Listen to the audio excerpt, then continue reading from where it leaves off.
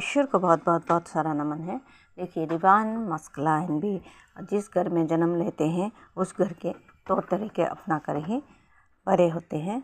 और divine masculine बहुत competitive mind के होते हैं, छोटे से ही बहुत वो पढ़ाई में निपुण होते हैं और अपने अपोजिट जेंडर के ऊपर ज़्यादा अट्रैक्ट होते हैं और बहुत ज़्यादा मटेरियलिस्टिक चीज़ों में उलझते हैं। धीरे धीरे करके जिससे ग्रो अप होते हैं उसमें ज़्यादा उलझते हैं, उसके बारे में ज़्यादा चिंतन करते हैं।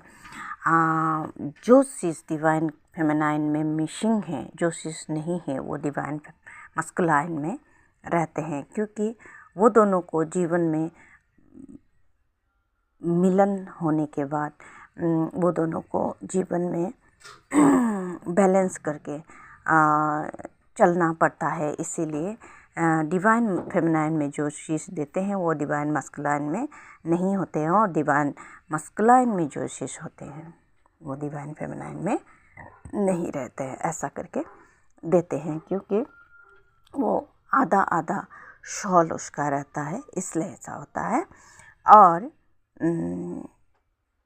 बहुत ज़्यादा क्रिएटिव माइंड के भी होते हैं। वो ईश्वर को तो वो मानते हैं लेकिन उतना ज़्यादा वो बिलीव में नहीं कर पाते, ऐसा कुछ होते हैं। लेकिन अवेकन के बाद पूरी तरह ईश्वर पर वो मतलब ईश्वर को बिलीव करने वाले होते हैं, तो ऐसा होते हैं। और बहुत उतना ज़्यादा चंचल स्वभाव के नहीं होते हैं, बहुत गहराई से उसका थिंकिंग रहता है, बहुत कामों में निपुण रहता है, ऐसा होता है।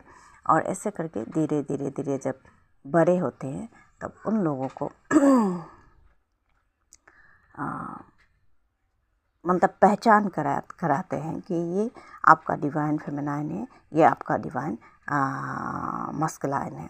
लेकिन वो एक दूसरे को नहीं जानते हैं, लेकिन कुछ अच्छा अगर आसपास में दिखे तो कुछ अच्छा फीलिंग रहता है दोनों के लिए, कुछ पॉजिटिव फीलिंग रहता है। लेकिन उन दोनों को समझ में नहीं आते हैं कि ये क्या है, मतलब सोचते ही नहीं इसके विषय में कुछ भी।